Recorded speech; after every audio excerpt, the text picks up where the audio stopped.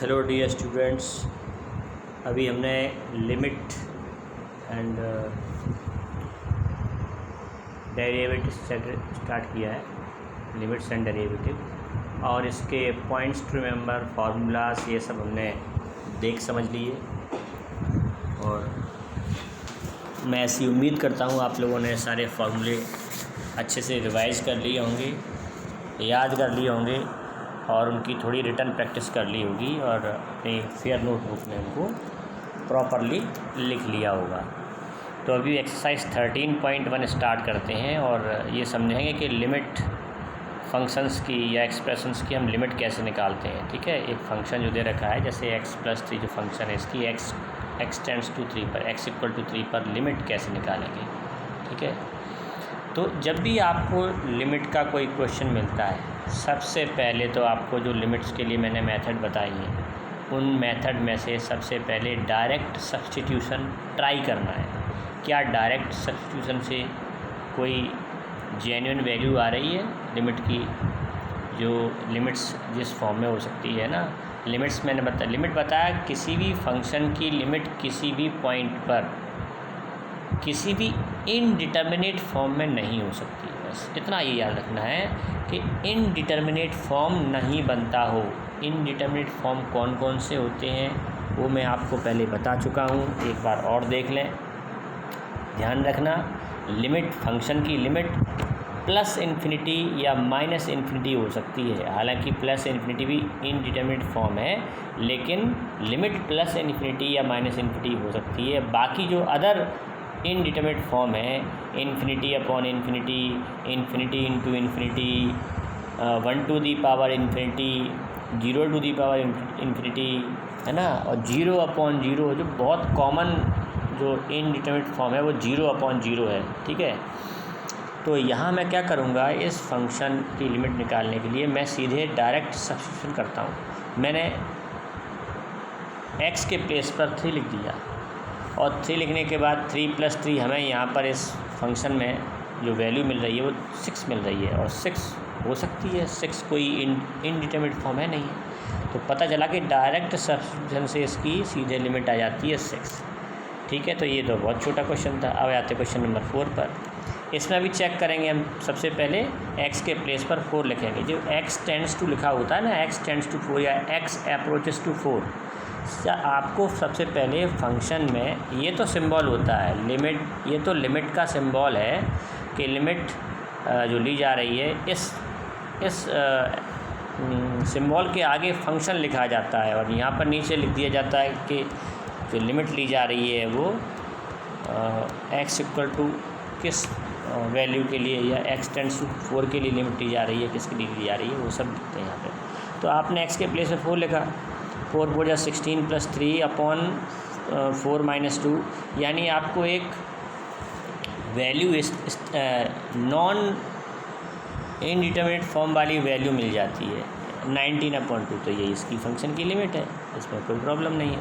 तो ये स्टार्टिंग के कुछ क्वेश्चंस तो आपको डायरेक्ट सब्स्टिट्यूशन से ही हो जाएंगे। क्वेश्चन नंबर 2, 3, इनमें भी डायरेक्ट सब्स्टिट्यूशन है, आपको कोई इनडिटर्मिनेट फॉर्म मिलेगा नहीं, डायरेक्ट इनकी लिमिट आ जाएगी। सीधे x के प्लेस पर जो भी उसमें x टेंड्स करके लिखा हुआ है वो सब्स्टिट्यूट करिए और डायरेक्ट सब्स्टिट्यूशन से आपको इन फंक्शंस की लिमिट मिल जाएगी।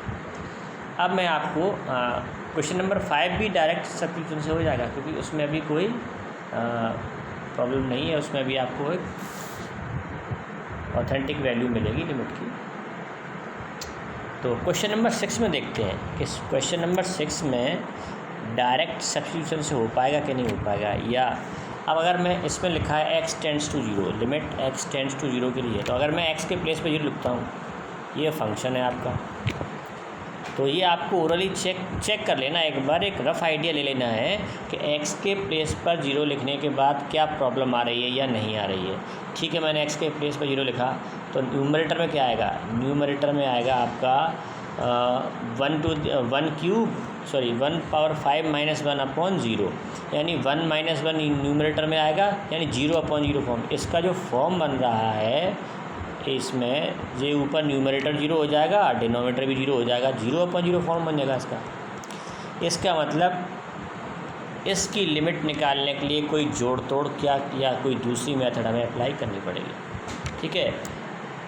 तो अब यहाँ क्या किया मैंने, इसमें मैंने सब्स्टिट्यूशन किया है, x+1 को मैंने h पुट किया या x+1 को y पुट कर लें, h कर लिया, कोई दिक्कत नहीं। x+1 को अगर मैंने h पुट किया तो जब x तो इसमें 0 की तरफ अप्रोच कर रहा है, तो x टेंड्स टू 0 के लिए h टेंड्स टू 1 हो जाएगा।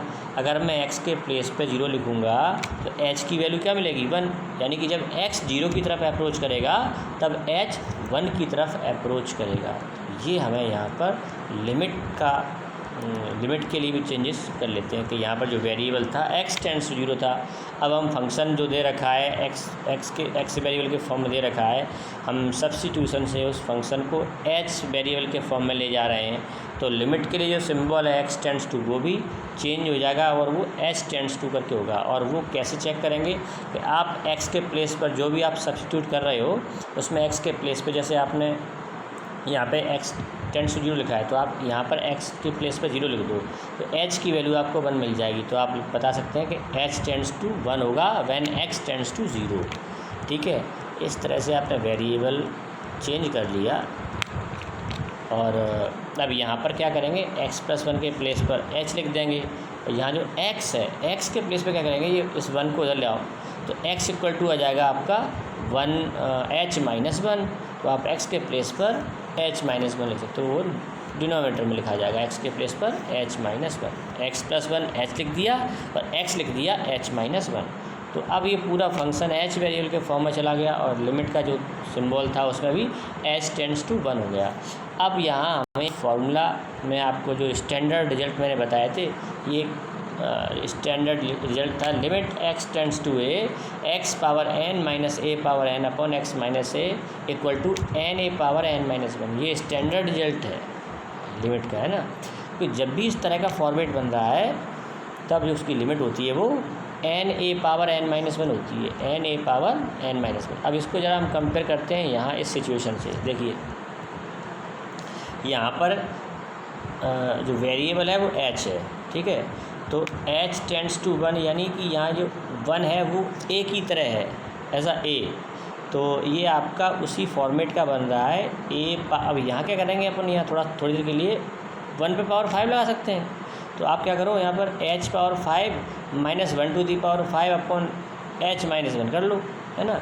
ये देखिए कंपेयर कर लिया मैं इससे। यहाँ पर a क्या है, 1 है।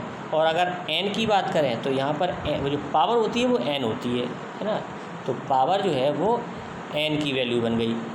तो यहाँ पर आप कह सकते हैं कि इसमें जो n है वो 5 होगा। अब यहाँ पे पावर 5 और लगा लेना, ठीक है। और ये फार्मूला भी इस स्टेप के जस्ट सामने ले लेना, जिससे आपको एक आइडिया रहेगा कि हाँ यहाँ पर इस तरह से ये स्टैंडर्ड रिजल्ट का फार्मूला अप्लाई किया गया। तो अभी मैंने क्या किया, ये फार्मूला अप्लाई किया और फार्मूला में वैल्यू होती थी n into a to the power n minus 1।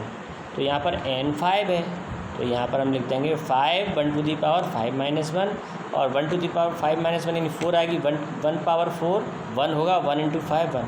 तो ये आपका इसकी जो लिमिट होगी वो 5 आ जाएगी। तो इस तरह से जब इनडिटरमिनेट फॉर्म बन रहा है तो आपको लिमिट किसी दूसरी मेथड, कोई स्टैंडर्ड रिजल्ट या जो भी अलग अलग मेथड्स होती हैं कि वो अप्लाई करके कैलकुलेट करनी होगी। अभी मैंने आपको क्वेश्चन नंबर 6 बताया जिसमें हमने एक स्टैंडर्ड रिजल्ट यूज़ किया है लिमिट कैलकुलेट करने के लिए।